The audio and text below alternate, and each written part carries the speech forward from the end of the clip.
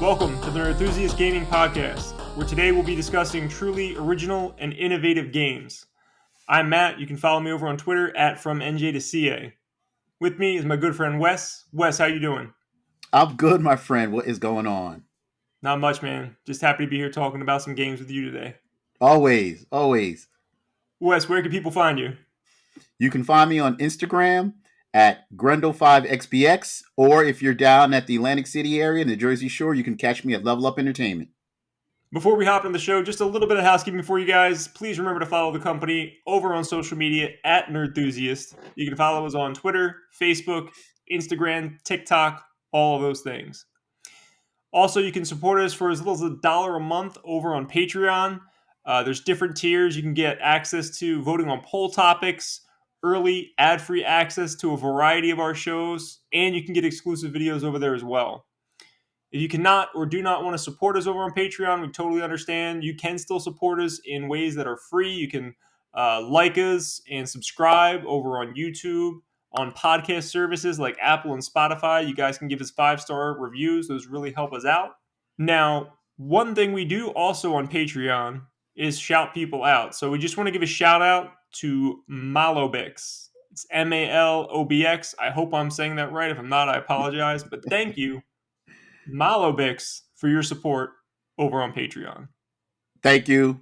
Thank you. It is greatly appreciated. It certainly is. Before we get started, I would like to give a quick shout out to Adam and his team at Player's Choice Retro Games in North Myrtle Beach. I was down there last week for a couple days. Awesome store. Fully stocked with a bunch of retro games and toys and collectibles and comics. He's got an arcade in the store. He also has an arcade attached next door. He owns all his machines. That's awesome. Super friendly staff. I wound up spending money. Bought some games. Dude, you showed me some pictures of his shop. I would definitely be spending money if I was there too. Oh, definitely. So yes, quick shout out to them. They were truly awesome. Now let's hop into the show. Truly original games and truly innovative games. Wes, do you want to kind of describe how we came up with these two? Because it started out as just original, right? It started out as just original. And then as the list grew, it kind of like, well, is it original? Because then it truly changed the genre. It changed the game. And it set a precedence of everything else to come after. So then we kind of had to like separate the list. And it became original and innovative. Yep. So that'll be the second half of the show. We're going to get into the innovative games. The first half of the show is going to be over on original games. So that's kind of how we have them separated. Hopefully you guys can understand where we're coming from with this, because it did, when we were making the list, it started to not make sense at some point. We started like literally, like Wes said, just dividing stuff into different categories. All right, on with the first batch of games. Truly original games. We're going to start out with an older title, which is Dragon's Lair / Space Ace. Man, that's like my favorite. That makes one of us. Yeah, man. Because I was an arcade kid, and when it came out in '83, when you walked into the arcade, we heard it was coming.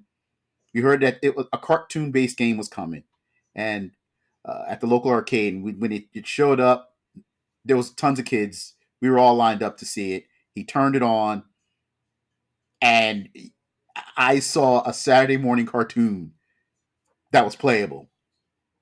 The game looks cool. I've never personally played it myself, but it just, I don't know, it never appealed enough to me to be like wanting to go back and do that. I'm sure for the time it was like, incredible. It was unbelievable. We were like, what are we playing? Couldn't believe what we were playing. But again, this is 1983, so, we've never seen anything like that before, ever. And it was, granted, it was easy. It's all memorizations, just kind of quick time events. But then you had, but the story was decent. But then you had Space Ace come out the following year, which kind of improved upon it. And it flowed a little bit more like a full interactive cartoon. Dragon's Lair, even though it did the same thing, it was broken up into stages. But Dragon's Lair, Space Ace, all my favorites. I think I own it for just about every system it ever came out on. And I just recently bought it for the Switch. Oh my gosh, they made it for the Switch. Yes, they did. You get Dragon's Lair 1, Space Ace, and Dragon's Lair 2. Now, was So that like a full retail release, or was that like a limited run release or something? it was a limited run. Oh, nice, nice. Yeah, I mean, it's just the game never changes. But I own it for everything. Sega CD, 3DO, Saturn. I own it for just about everything. PlayStation 4. It is the same game, but still, it was. Laser disc. Yeah, it was original. It started, it was original. A laser disc based game. Great sound, great graphics, animation was super crisp. So yes, so that is my top of the list as far as original games. Because after that, there were a few others, but this is what started it all. Cool, man. Yeah, I'm gonna have to check it out one day. It's just because it's a a gap in my history and knowledge of games, but it just never appealed to me. But I should really just give it a shot and see how it goes. But you just choose like up, down, left, or right, right? Like that's like It's, all you choose, right? it's up, down, left, or right, and then there's an action button. The action Look button out. with Dragon's Lair Is that allowed like him a to swing. jump? They allowed him to swing his sword. Okay. With Space Ace, the thing with Space Ace, he started off as a kid, and there at certain points you can energize, and when you hit the button, he grows like this big muscular superhero. Oh, that sounds cool. And he has a gun that you can shoot. But again, it was up, down, left, or right. But then you had the action button, which allowed you to do different things. Interesting. That sounds more appealing than Dragon's Lair to me. I'm gonna have to check that one out first. Space Ace, got to do it. There you go. The first one that I don't know if you or I added this to the list honestly because we both love this game very much, but I mean it has to be mentioned here, and this is a classic GameCube game that's pretty sought after now, and that's Eternal Darkness. I think I mentioned it before. That game like made me break my controller. I was so pissed. It was just so trippy and different, man. Like the way it interacted with you and messed with the player, like you the player, and messed with your not only the game but your real world environments like around you and stuff, like changing the volume and stuff, the It TV. did erasing, quote unquote, erasing your memory card. What is real? Is it the light? The emptiness? Your fear? The terror will consume you, and nothing will be what it seems. Eternal Darkness, only for Nintendo GameCube, rated M for mature. So genius. Yo, it's The memory crazy. cards what got you, wasn't it? Yes, yeah. I was heated. Did it also like give you like a warning, like your controller was unplugged and it was plugged in like the whole time and stuff? It made you start doubting yourself. It's like, wait, If you guys didn't know, the subtitle is Sanity's Requiem, so it really was like about your character, like being in such a state of like horror that she's going insane essentially, and that's why they would mess with you to make it feel like it was happening to you.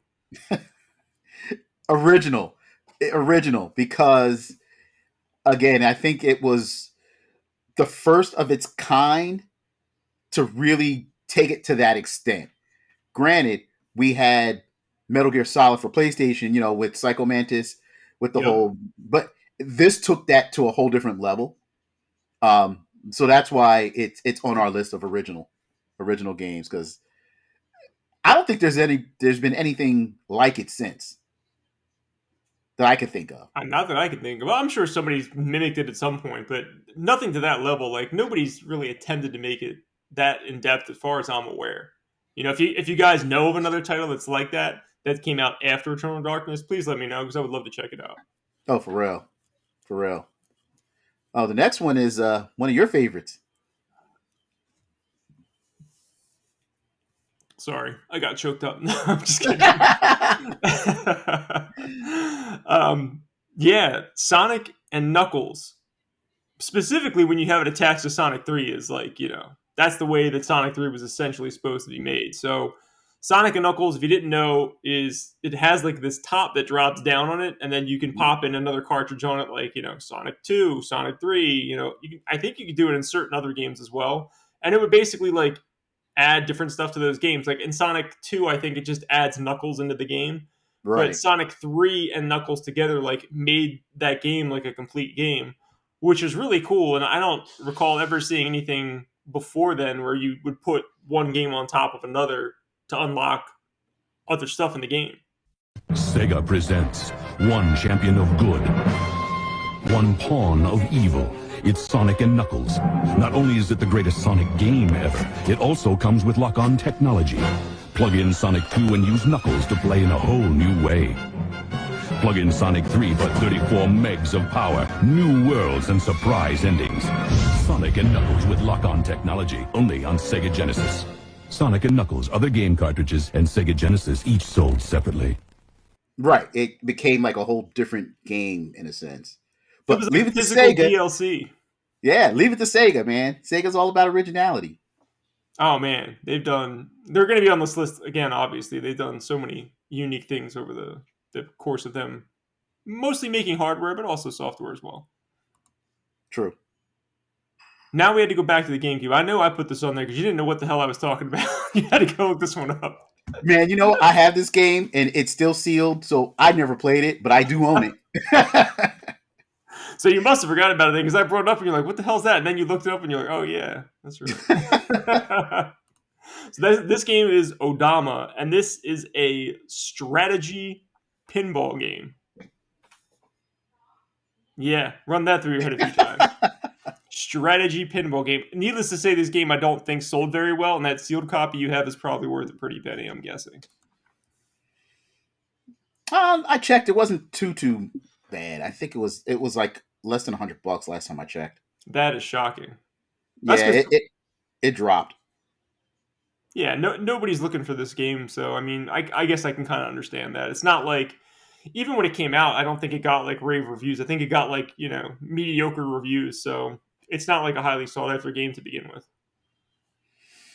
No, but it was original. Certainly was original. It definitely was original. Who is a strategy pinball game? My God, you guys should go check out some videos and stuff of it. It's pretty rad. Who would have thought of that? Oh, obviously somebody did because we got it. But Certainly did. It wasn't me, but I just would like a pinball game. Don't need to have strategy involved. Yeah, I'm just checking Game Eye. Best app ever, by the way. A sealed copy, yeah, it dropped. It's like $58. That's crazy. Which is I'd love to pick surprising. one up. Which is surprising. I thought it'd be worth a whole lot more, but $58. Me too, because there's no way that game sold a lot. That game had to be like a low print run. Had to be. Yeah. Yeah. Odama. Not Obama, Odama with the D. With the D. Next up, you added this to the list, and I almost completely forgot about this game, but this game actually had multiple copies or multiple like runs in the series. And it's a game I always wanted to play, but it's always eluded me. I just don't think about it often. But you brought this up, and that's Scribblenauts. Scribblenauts. You know what? We were talking, and I just started thinking about all the games that I've come across that kind of classify as original. And Scribblenauts fit that description. Now, granted, I didn't play Scribblenauts. I bought the SpongeBob one because I like SpongeBob. But the concept of Scribblenauts is it was a side-scrolling adventure roleplay, but you drew certain characters or certain items on your DS, and they would turn into like a physical object in the game to use. Right. So to give you guys a quick example, basically, like it was kind of like a puzzle game, but you use your drawings to solve the puzzle. So there, you would see a picture of like a cat stuck in a tree, and you're on the ground. How do you get the cat out of the tree? Yeah, you could make like a ladder, go up there, get the cat down. If you draw a ladder, or you could draw something more innovative. You could draw like a trampoline, and you jump up there and grab the cat, or something like that. You could put pretty much whatever you could conceive of in the game, and chances are the developers thought of it, and that thing will pop up and be usable in the game, which is crazy to think about. Yeah, I know it was very popular because Scribblenauts came out with like a second one, a sequel at some point, and then they did a SpongeBob version. Scribblenauts was like hugely popular, And this started on hugely the popular. DS, right? It was definitely on the DS because you needed the stylus to play it. I don't know if they made one for the Switch or like anything more recent. I think the last time I remember seeing that might have been on the Wii U. On the Wii U. Yeah, I don't know. There might be newer ones. You guys can correct me if I'm wrong, but you should check out Scribblenauts. I should check it out too. I need time. It's the one thing I don't have.